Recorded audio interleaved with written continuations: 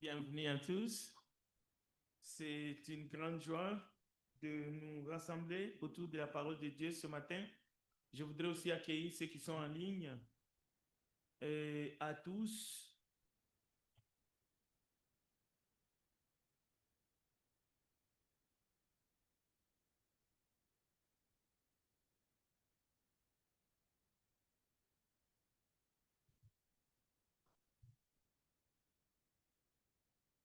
Bien, alors je disais à tous que la grâce et la paix de notre Seigneur Jésus-Christ nous accompagnent. Bien, donc nous allons commencer par ce que j'ai trouvé à la presse canadienne.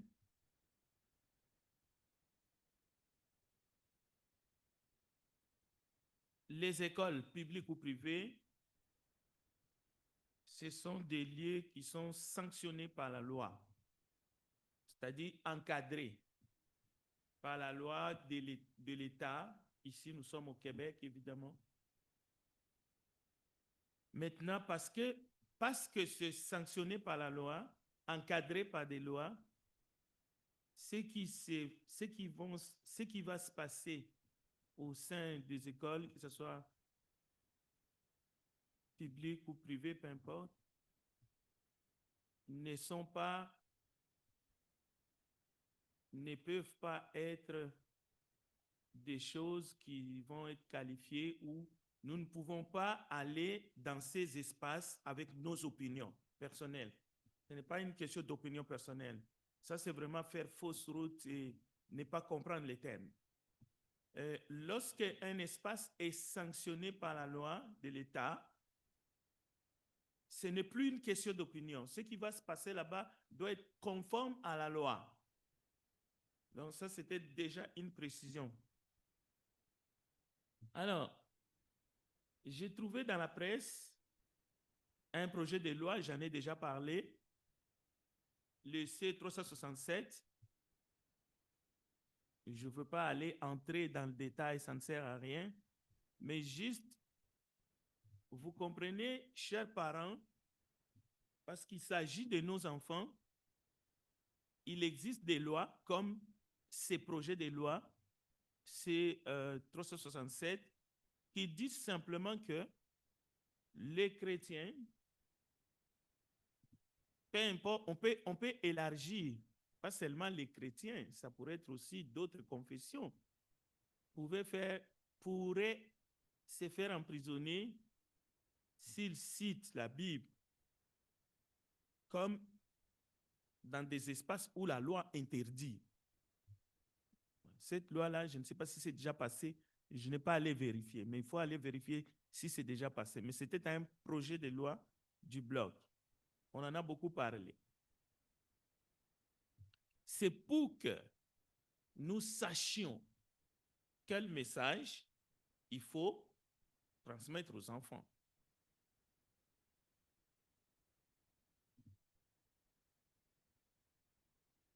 J'ai trouvé aussi qu'à l'Assemblée nationale du Québec, un ministre dénommé Bernard Drainville, ministre de l'Éducation, s'est opposé à la décision d'une école secondaire de la BTB-Témiscamingue qui avait pris la décision et entrepris des travaux afin d'offrir des blocs sanitaires mixtes à ses élèves pour la rentrée scolaire 2024-2025.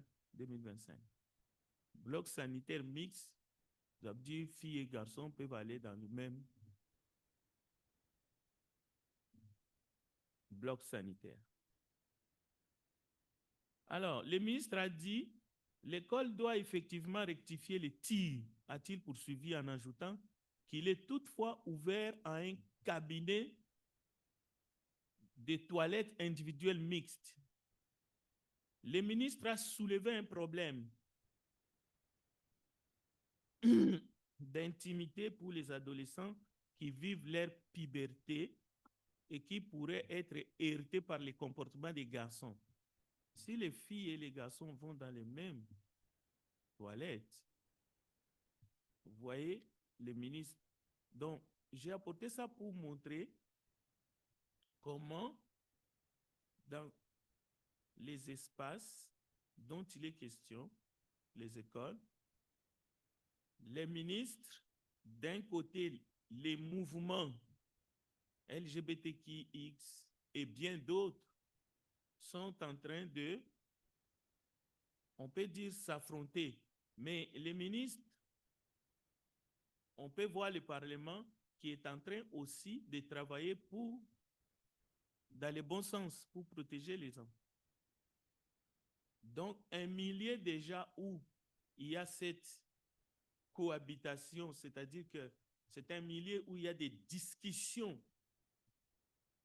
Nous, comme parents, nous devons savoir quel message dire aux enfants.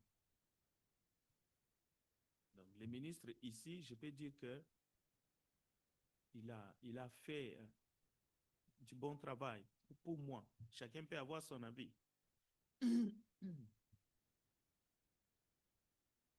Bien. D'ailleurs, ce matin, je vais laisser la place aussi à Frère Benjamin d'intervenir parce qu'il a travaillé dans les milieux scolaires. Il va nous parler d'un cas qui va nous aider aussi dans le cadre de la conclusion de cet enseignement que nous avons eu pendant un mois pour les enfants et les parents. Les parents, savoir comment nous devons aider les enfants dans les espaces. On ne peut pas dire vraiment public. Oui, l'école, c'est un espace public, privé en même temps. Mais plutôt, ce sont des lieux qui sont sanctionnés par des lois. Bon, le texte d'un Corinthiens 5, c'est notre texte, la lecture du jour.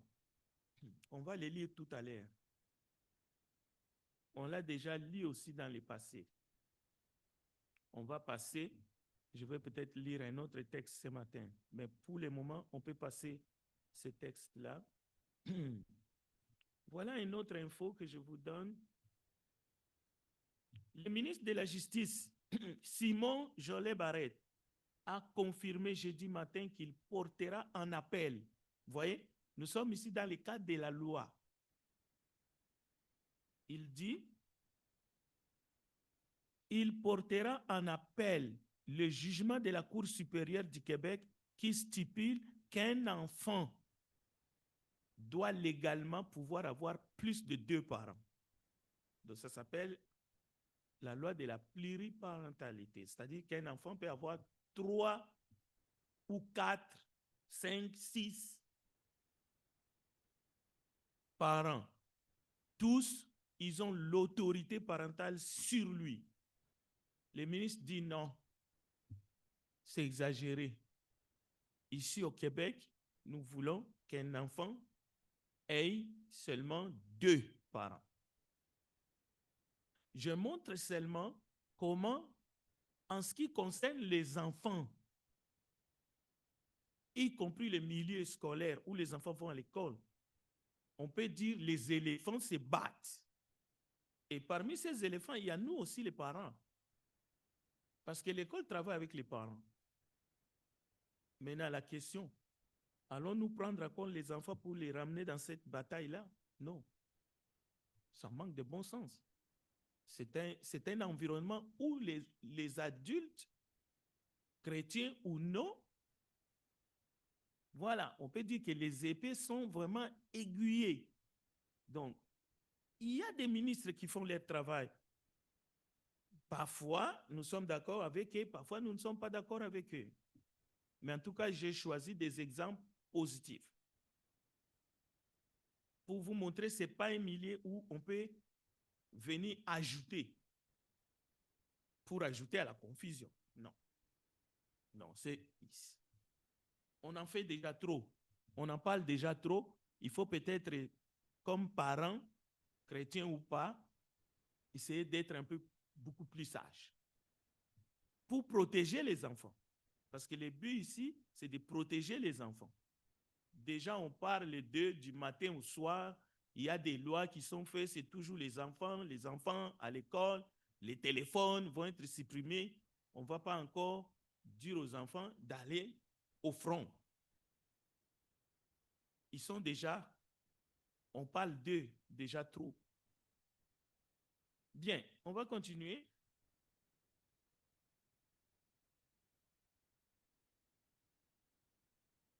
Ouais, voilà, ça c'est troisième exemple. Vous voyez, manifestation pacifique pour le respect des lieux patrimoniaux. Les lieux patrimoniaux, c'est quoi? C'est par exemple les lieux de culte. Ouais, très bien, merci. Les lieux de culte. Nous sommes ici dans un lieu de culte. Oui, vous allez dire, c'est notre bâtiment, d'accord. Mais c'est un patrimoine, c'est un lieu qui demande le respect. Ça fait partie du patrimoine religieux de l'État du Québec, ici. Cela veut dire qu'on ne peut pas faire non seulement de ce bâtiment n'importe quoi, parce que nous avons mis de l'argent ensemble et nous l'avons construit. Non. Tous les lieux de culte de toutes les confessions, ça fait partie du patrimoine religieux de l'État du Québec. Cela veut dire qu'il y a un inventaire qui est fait et il y a des lois qui vont s'appliquer. Admettons qu'on n'arrive plus, la collecte baisse, on n'arrive plus à entretenir. Il y a une loi. L'État du Québec peut venir pour aider, pour que ces bâtiments ne tombent pas dans la destruction. Non. Mais il y a une loi. Mais ce n'est pas seulement le bâtiment qui est patrimoine, qui fait partie du patrimoine religieux. Même nos chants, nos cantiques, tout ça, ça enrichit la culture québécoise, mais pour toutes les confessions. Bon, alors, ici, il y a eu une manifestation devant la basilique Notre-Dame de Montréal. Comme vous le voyez, vous voyez qu'il y a des gens dehors. Le Québec restera chrétien. Okay. Mais il y a d'autres aussi, d'autres panneaux, le Québec restera catholique. Donc, vous voyez, ça nous parle. Mais pourquoi ils sont venus là? Écoutez, le Québec restera chrétien. Une manifestation pour la défense des lieux patrimoniaux organisée devant la basilique Notre-Dame de Montréal a réuni une coalition variée dont plusieurs groupes identitaires. Pourquoi? Parce qu'il y a des musulmans qu'on qualifie d'islamistes. Moi, je ne veux pas utiliser ces mots-là. Ils ont pris l'habitude d'aller prier devant la basilique, sur le lieu public. Ils sont là, un groupe de gens, ils font l'air public, sur la place publique, ainsi de suite. Les gens disent non. Ça, c'est une provocation, un manque de respect. Ceux qui ont regardé la télé, vous avez vu ça. C'est passé à la télévision. Maintenant, la population veut qu'on arrête, que ceux-là qu'ils appellent les islamites ne viennent plus faire leurs prières là, parce qu'ils considèrent que c'est de la provocation. Alors, j'ai pris cet exemple pour montrer, mais entre-temps, il y a la police sur place qui est en train d'empêcher les manifestants de s'approcher de ceux qui sont accroupis et qui invoquent leur Dieu sur la place publique. Ouais, on va rester ici. Vous voyez? Maintenant, réfléchissez. C'est la police qui gère ces états, ces lieux, ces espaces-là. C'est pour cela que la police est là, l'État est là, pour empêcher les manifestants. Mais les manifestants disent, nous sommes envahis, le Québec doit rester chrétien, ce n'est pas possible, qu'ils aillent prier à la mosquée, nanani, nanana, tout ce que vous voulez. Mais la police est là, pourquoi? Pour faire de l'ordre.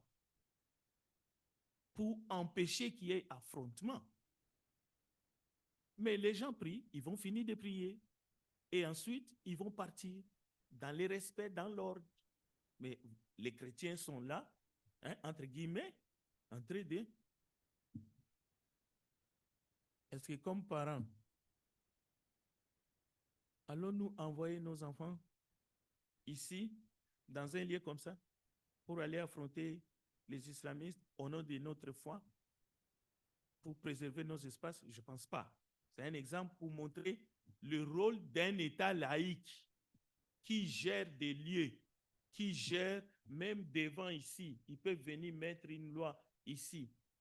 Cela veut dire que nous pouvons sortir, nous trouvons des gens accroupis ici, devant, ils prient et tout.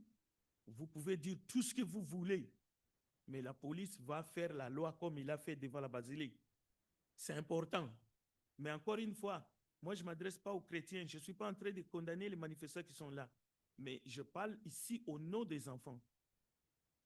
Un parent ne va pas envoyer son enfant, même si on peut voir des jeunes qui sont là. Mais aucun prédicateur ne peut se mettre devant un auditoire pour donner l'impression que les enfants peuvent être mêlés justement dans ces manifestations de la foi ou ainsi de suite, qu'elles soient chrétiennes ou autres. C'est très important. Bien. Alors, bientôt, je vais donner la parole à notre frère euh, Benjamin, qui va nous parler au moins pendant 5 ou 10 minutes. Et après, on pourra prendre des questions. Alors, Benjamin, je te laisse nous témoigner ton expérience dans le milieu scolaire, professionnel que tu es. Qu'est-ce qui s'est passé et pour tirer des leçons. Ouais, tu peux.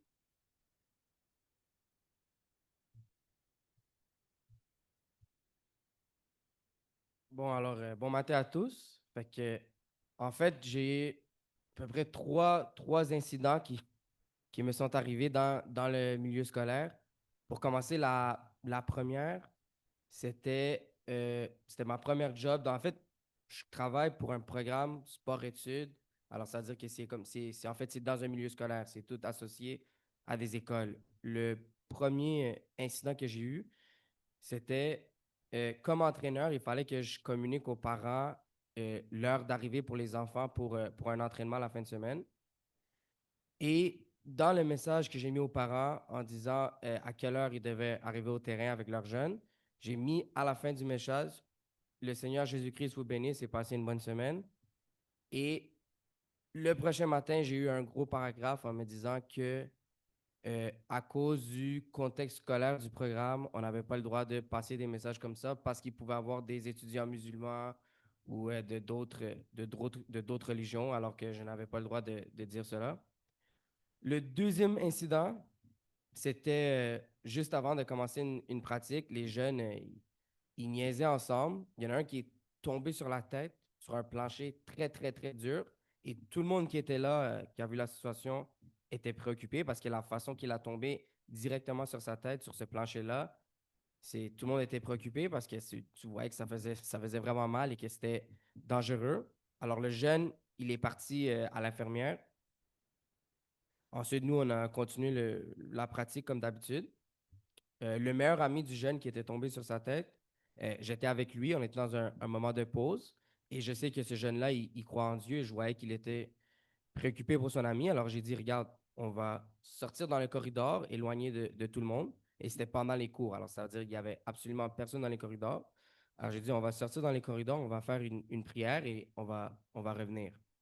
Alors c'est ce qu'on a fait, mais il paraît qu'il y avait dans ce moment-là quelqu'un qu'on n'avait pas vu qui était passé dans le corridor. Ils ont vu qu'on était en train de faire une prière. Ils ont pris une photo et ils l'ont envoyée au directeur. Et le lendemain, je me suis fait rencontrer tout de suite pour dire qu'on ne pouvait pas faire ça. Et bon. Le troisième incident et le dernier, c'est que j'ai eu une journée de suspension pour ça. C'est que, en fait, dans la région où je travaille, euh, il y a un entraîneur qui est homosexuel. Alors, il travaille pas pour l'école, mais disons, l'école, nous, on s'occupe des équipes 3. Mais les jeunes qui ne font pas les équipes 3, vont jouer dans le 2A habituellement. Alors, cet entraîneur-là, c'est un entraîneur du 2A. Alors, ça veut dire qu'il entraîne beaucoup de joueurs qui sont avec nous pendant l'année scolaire. Et cet entraîneur-là, il y en a un c'est un homosexuel. Alors, les jeunes, sachant que je suis croyant, après les heures d'école, alors L'école était déjà finie, c'était après l'école. Ils m'ont demandé qu'est-ce que j'en pensais, sachant que c'était un sujet problématique ici au Québec. J'ai simplement dit que c'est, je le respecte, j'ai rien contre lui, mais personnellement, si j'aurais un enfant, je ne sais pas si je me sentirais à l'aise qu'il se fasse coacher par lui. Et cela est arrivé, ces paroles-là sont arrivées au directeur et j'ai reçu une journée de suspension. Ça, c'est les trois incidents qui m'ont arrivé en travaillant dans un milieu scolaire. Bien. Alors, ça, j'ai voulu que le frère témoigne l'expérience dans les milieux scolaires et vous avez entendu les trois cas qui lui est arrivé personnellement à cause de sa foi. Maintenant, chacun peut avoir son opinion là-dessus, mais attendez, mais ce que j'aimerais que les parents nous comprenions définitivement, c'est que nous, en tant que parents, nous pouvons prendre des décisions et nous savons comment assumer les conséquences de nos décisions lorsque nous le prenons. Donc, il n'y a pas de problème là-dessus. Mais les jeunes, les enfants, même nos jeunes enfants qui ont un certain âge, ils prennent des décisions, mais quand les conséquences arrivent, c'est là où il y a des problèmes pour les assumer. Parce que même nous, les adultes, des fois, on prend des décisions, mais on ne veut pas les conséquences. On ne veut pas. Et souvent, c'est pour cela ma mission comme responsable. Je suis en train de délivrer un message. Je ne peux pas autoriser ni permettre que les enfants se mettent dans une situation où le retour du manivelle, c'est-à-dire ils risquent de devenir un cible dans ces milieux qui sont des milieux légiférés. Il y a des lois, alors que nous les envoyons pour apprendre et pas pour autre chose, pour que demain, ils deviennent, mais ils apprennent tout de toutes les façons. D'ailleurs, vous verrez que je vais encore ajouter qu'il ne faut pas sous-estimer ni surestimer la capacité de nos enfants et de nos jeunes. Ça, c'est un autre point que nous verrons. Mais après, je vais parler encore de la parole de Dieu. Alors, je vais prendre des questions. Oui, allez-y. Oui, bonjour, mon frère.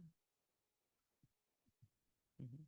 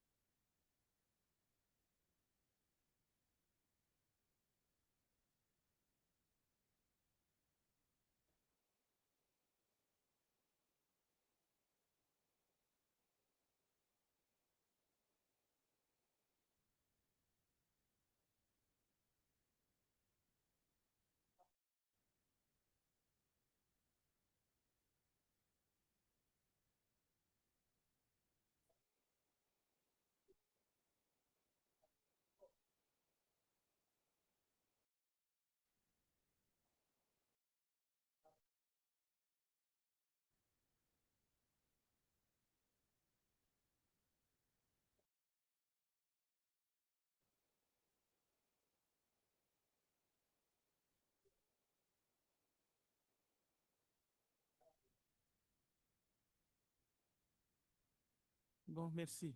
Je crois que je t'ai laissé largement le temps. Maintenant, On va continuer l'étude. Les 3 études qu'on a fait jusqu'à maintenant, pour répondre directement à sa question, je vous conseille d'aller réécouter le 3e étude. Là-dedans, je dis clairement, si tu es chrétien adulte, tu peux faire ce que tu veux. Tu peux dire, je vais obéir à Dieu plutôt qu'aux hommes. Je viens même de le dire. Parce que tu vois le problème? Tu vois ton problème? Tu as parlé, je t'ai écouté. Maintenant, pourquoi est-ce que moi, je ne peux pas parler et on ne peut pas continuer l'étude? C'est ça le problème. Ce n'est pas un débat. OK. J'ai dit, vous pouvez aller écouter dans la vidéo, vous allez voir, j'ai dit clairement, si vous êtes adulte comme vous êtes là, je viens même de le dire maintenant, je viens de dire tout de suite là, que pour nous, les adultes, il n'y a rien à faire.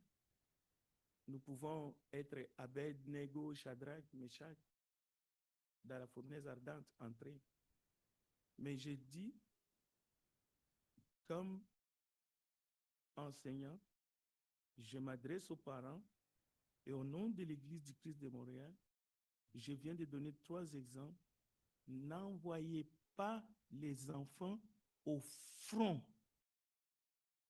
dans les endroits où c'est légiféré.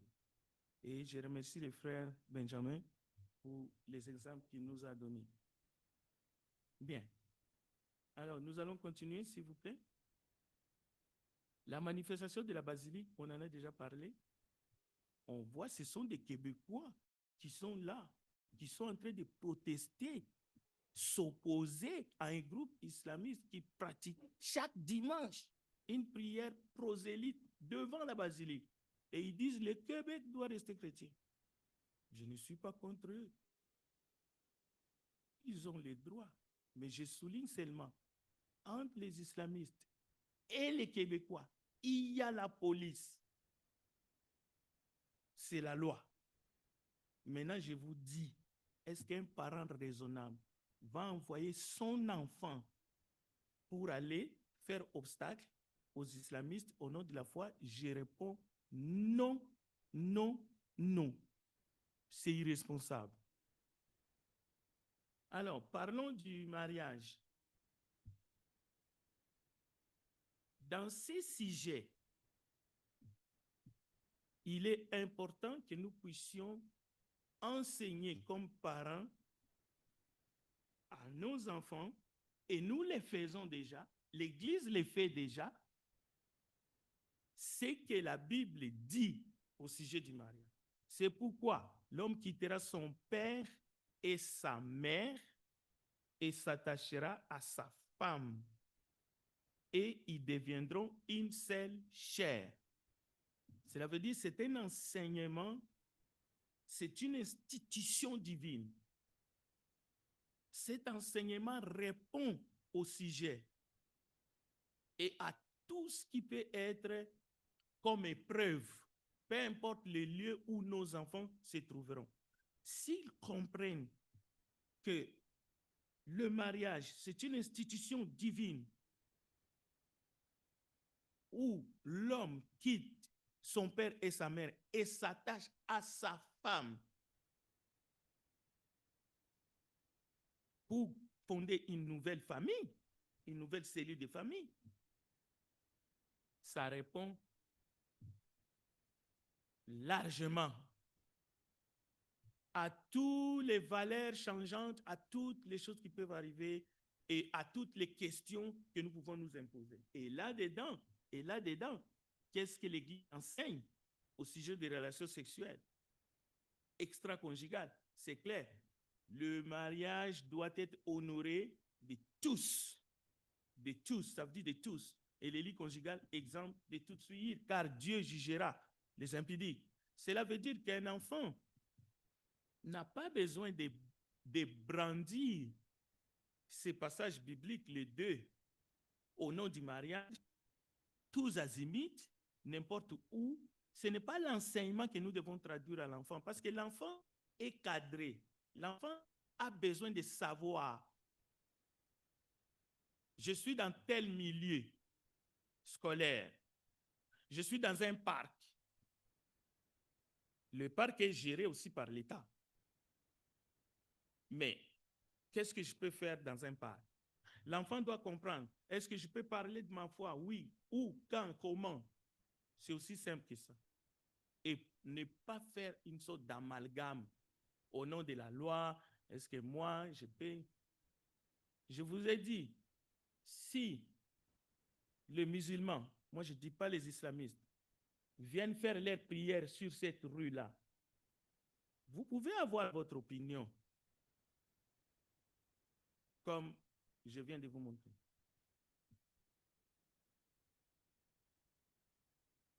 Mais votre opinion ne changera pas la loi de l'État laïque du Québec.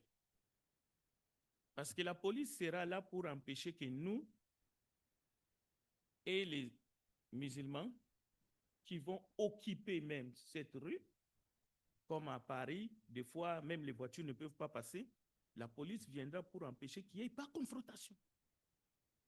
Maintenant, cette loi de l'État, qu'est-ce que ça a à voir avec la Bible? L'espace appartient à l'État, il gère comme il veut. Même ces bâtiments, ça fait partie du patrimoine religieux. Un jour, j'ai reçu un groupe de musulmans qui sont venus, ils voulaient louer pour faire leurs réunions en bas. J'ai répondu affirmativement. J'ai dit, je vais t'envoyer chez notre responsable, on va vous louer, vous allez faire votre réunion. J'étais ici. Il m'a dit merci.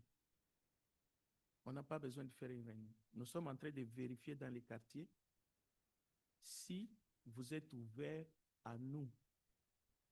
Ou est-ce que vous nous traitez de islamistes et de terroristes? C'est tout ce qu'on voulait faire. Et il est parti, il m'a serré la main, il est parti. Donc, vous comprenez? Il ne voulait pas louer pour faire leur prière à l'intérieur. Non, il m'a dit c'est une association. Mais nous sommes tous des musulmans. Est-ce que vous allez nous louer? Pour 1 heure seulement, on va payer. J'ai dit, il n'y a pas de problème, on va le faire. Parce que j'ai compris, parce qu'on a déjà loué, mais j'ai compris tout de suite qu'il y avait un piège. Et il s'est dévoilé à la fin. Il a dit non, on n'a pas besoin. On voulait juste savoir si vous êtes des islamophobes. Il m'a dit ça comme ça. Bien, alors on va continuer. Si vous avez des commentaires, des questions, n'hésitez pas. On va avancer, que ce soit sur le mariage ou autre chose, allez-y. Oui, s'il n'y a pas d'autres personnes, oui, oui, laissez Serran d'abord. Oui, allez-y, Serran.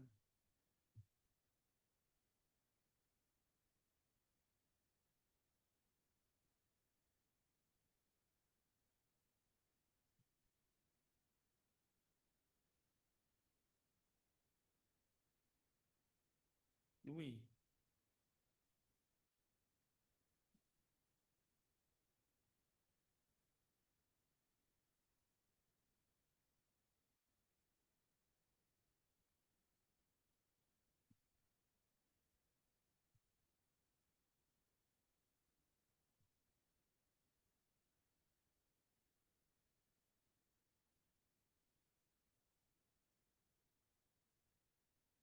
C'est une bonne question.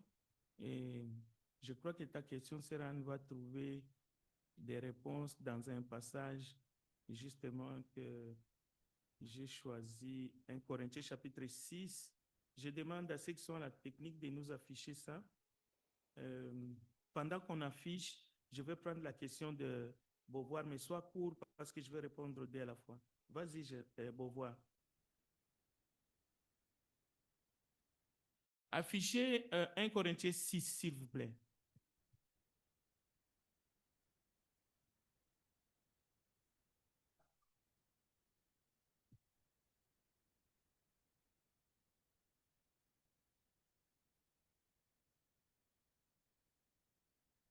Merci. On a écouté, chacun peut méditer ça.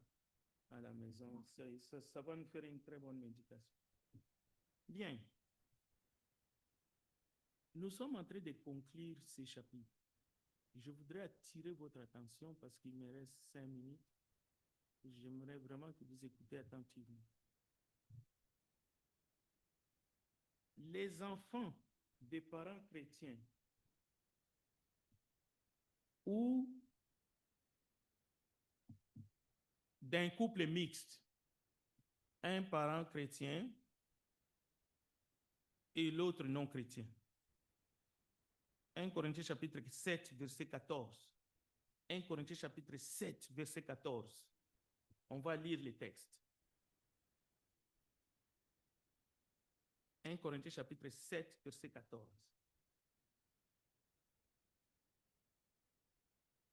La question, que faut-il dire à nos enfants, nous parents chrétiens, face au wokisme dans les écoles?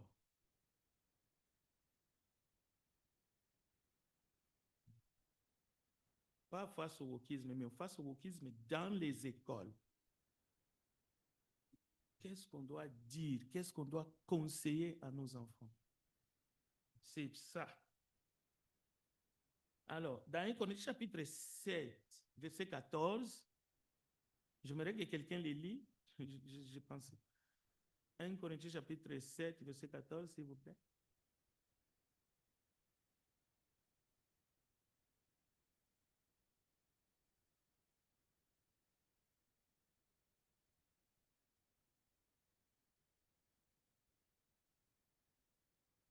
Merci.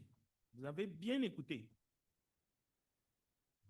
Les enfants des parents chrétiens ou un couple mixte, un chrétien, un non chrétien, sont sous la protection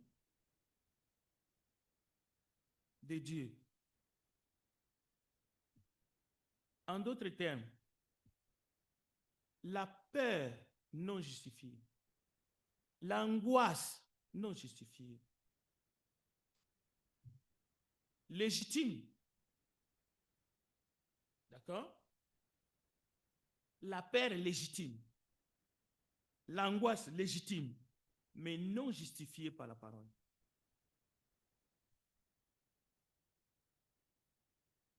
Il suffit juste qu'un parent soit converti ou qu'un des couples soit converti. Le texte dit la femme non convertie est sanctifiée. Que sais-tu, homme, toi qui es chrétien, si tu sauveras ta femme? C'est-à-dire qu'il y a la possibilité qu'à travers toi, de même, imaginez maintenant, les deux parents sont chrétiens. Cela veut dire la phobie que nos enfants vont dans un lieu public où il y a ces phénomènes-là, quelque chose va les arriver, on tremblante. C'est pas normal. Il ne s'agit pas de minimiser les problèmes, mais il s'agit de faire confiance d'abord en Dieu et de faire ce que Dieu nous demande et d'arrêter les comédies. C'est pas ce que tu dis à l'enfant qui va changer quelque chose. Mais est-ce que tu crois d'abord à la protection que Dieu donne? Parce que nous lisons à ceux qui lui obéissent, il fait miséricorde jusqu'à la 1000 générations. Nous lisons ça. Nous lisons qu'il ne nous abandonnera jamais. Il ne nous délaissera jamais. Nous le savons. Nous le disons. Mais en même temps, nous sommes paniqués. Non, on ne peut pas. On ne peut pas être en mode panique là. Non. Mais par contre, nous enseignons, nous élevons, nous éduquons selon le Seigneur. Et je vais terminer en disant, avant de faire ma prière, le salaire du péché, c'est la mort.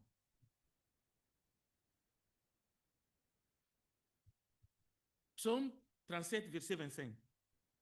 J'ai vécu, j'ai grandi, j'ai vieilli, j'ai blanchi. Je n'ai jamais vu un juste mendier son pain. Je n'ai jamais vu un juste être abandonné. Cela veut dire y compris nos enfants. Parce que quand toi tu es au travail, c'est toi qui fais la garde en même temps de ton enfant qui est à la maternelle ou qui est à la garderie. Comment tu fais pour te dédoubler? Tu as embauché les vigies pirates pour être derrière ton enfant. La Bible dit, nos enfants, ils ont des anges qui veillent sur eux. Même nous, en tant que parents, nous devons faire gaffe de les maltraiter. Parce que leur ange, dans les cieux, ils voient. Donc, vivons notre foi, mais dans tous les sens. Ne paniquons pas. N'envoyons pas les enfants au front. Mais, nous sommes libres d'être des kamikazes, d'accepter de mourir pour les autres. Toi qui es adulte, toi qui as déjà fait tes preuves, toi qui prends des décisions et que tu es prêt à mourir, mais fais-les. Mais seulement, l'enfant, n'essaye pas de lui porter ta foi. Laisse-la grandir, faire ses preuves, protège l'enfant. Bien, alors je pense que c'est la meilleure façon de clôturer cette étude avec ces messages de foi, comme Dieu a dit à Josué, de ne pas avoir peur, quoi que ce soit, de qui que ce soit. Pas parce que Josué était fort, mais parce que lui, il a dit, je serai avec toi. Dieu sera avec nos enfants. Jour et nuit, partout où ils sont.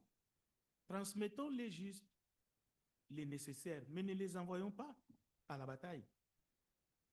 Bien, nous allons terminer par la prière. Il est moins 10, je ne peux pas aller plus loin.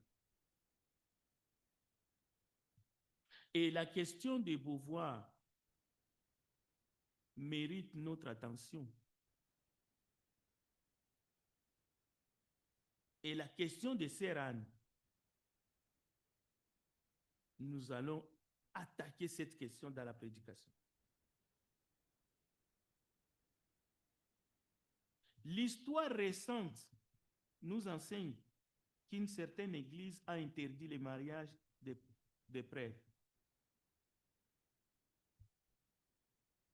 Plusieurs sœurs religieuses ont été abusées dans les couvents.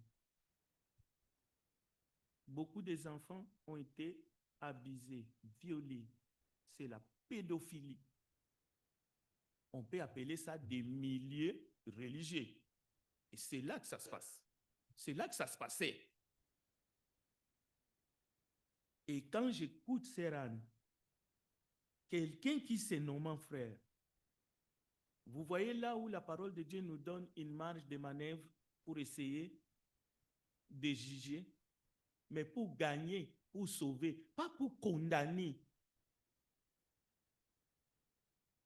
Mais non, nous, ce n'est pas ça qui nous intéresse. Nous voulons juger le monde. Nous voulons juger l'école. Nous voulons juger l'État.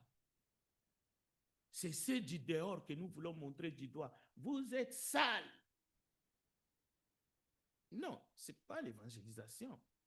C'est le monde à l'envers. C'est marcher la tête en bas, les jambes en haut. Ce que Dieu dit de ne pas faire, nous voulons le faire. Mais ce que Dieu nous demande de faire pour sauver nos frères dans la foi, les chrétiens, non. Nous n'en parlons même pas. Ça ne nous passe même pas dans la tête. C'est comme si nous étions ici des immaculés. Non. Terminons par la prière. Prions ensemble. Nous te bénissons, grand Dieu des cieux, parce que tu es bon, tu nous aimes, quelles que soient nos faiblesses. Et tu es déterminé de nous sauver. Comme tu veux aussi que le monde connaissent la vérité et qu'ils soient sauvés.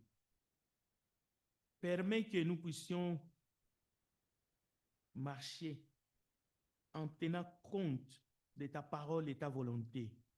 Nous te prions spécialement pour les enfants, pour les jeunes de l'Église du Christ de Montréal, mais aussi les autres, afin que dans leur croissance, que rien ne fasse obstacle, afin qu'ils te connaissent toi, afin qu'ils deviennent des adultes chrétiens, parce qu'ils ont choisi de te suivre et de te servir.